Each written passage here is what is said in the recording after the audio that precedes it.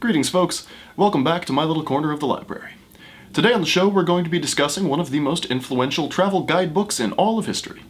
Now, my name's Dan, you're watching Bookworm History, and this is The Travels of Sir John Mandeville, written by Sir John Mandeville. Maybe. Probably.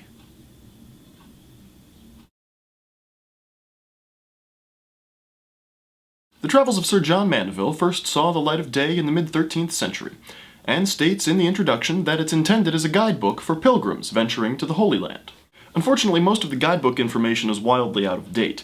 The Travels of John Mandeville, despite posing as a guidebook, is actually just a sort of combination of many 11th and 12th century sources.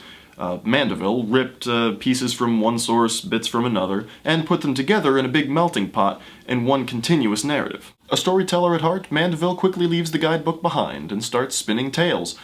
He tells us of princesses that have been turned into dragons, hills of gold guarded by giant ants, the skeletons of ancient giants with ribs 40 feet long. Having passed through Egypt, he mentions the pyramids, but he passes them off as the barn silos of Joseph that allowed the Egyptians to survive the 7 years of famine. Once he's past the Holy Land, Mandeville really lets the guidebook go and just starts telling stories.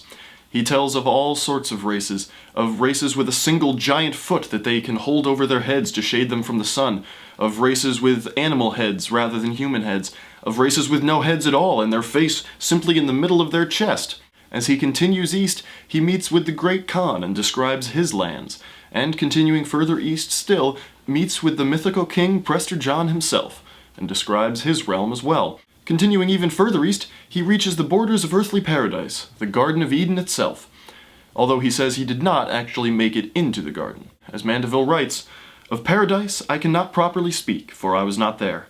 It was far beyond, and I think I was not worthy to go there. But I have heard wise men talk of it, and will tell you what I know with a good will. The land of paradise is the highest earthly place in the world. It is so high that it almost touches the circle of the moon. It is so high that Noah's flood might not reach it, but cover all the world about. Paradise is enclosed all about with a wall that men know not where it is, for it is covered all with moss, which makes it seem like a wall of nature. The wall stretches from the south to the north, and has but one gateway that is closed by burning fire, so that no mortal man dare enter." Having gone as far east as he can go, Mandeville turns around and heads home. So who was John Mandeville? We can piece together a rough biography of his life from information in his book.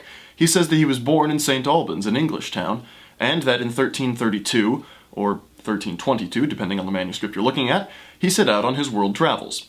He finished writing the book 34 years later in 1366, or 1356, depending on the manuscript.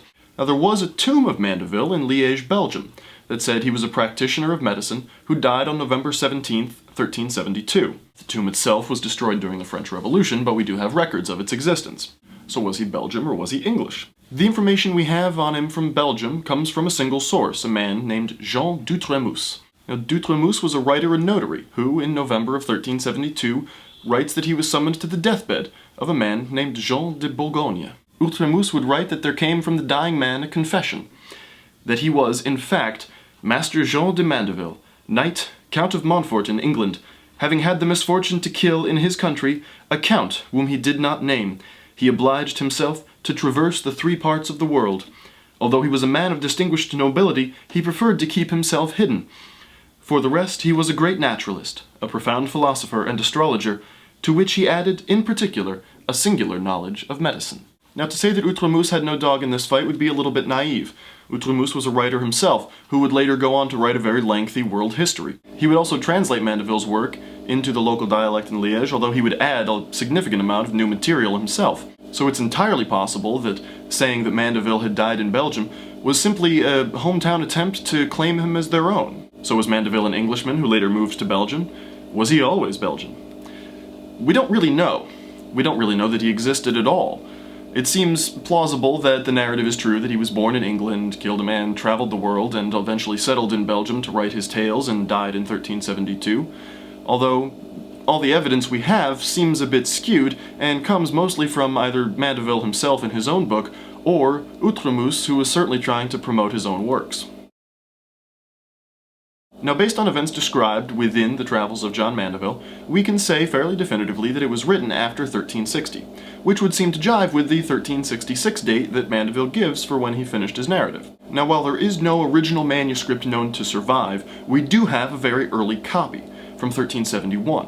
It was written in French, although it's heavily peppered with Anglicanisms, suggesting that the book was written in English initially and later translated into French. A 15th century copy of the work says that it was originally written in Latin, translated into French, and then translated into English that it might reach men of all parts of the world, but this seems to be a much later addition. The work was quickly translated into all the dialects and languages of Europe: French, Spanish, Dutch, German, Bohemian, even Gaelic. We have 3 early English manuscripts, although they're all post-1400.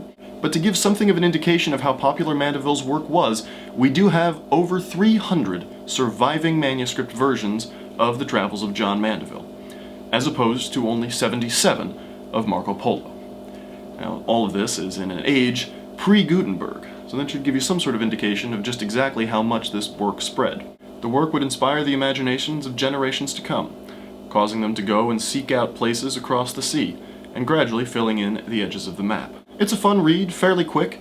It's interesting to go and see the various races and creatures and beasts and animals and things that Mandeville came across, the stories that he spins. It's an entertaining work, and even outside of a historical appreciation, it's easy to see why the work has lasted for over half a millennium. As always, we've only scratched the surface of this work. There's so much more to the stories that Mandeville's told and the history behind the book itself that I would highly encourage you to pick up a copy of your own or take a look around and see what else you can find about it. For more information on the Age of Exploration, the Far East, the Realm of Prester John, and the European interactions with these various legends and myths, as well as the Travels of John Mandeville, I would highly recommend The Realm of Prester John by Robert Silverberg, as well as The Fourth Part of the World by Toby Lester.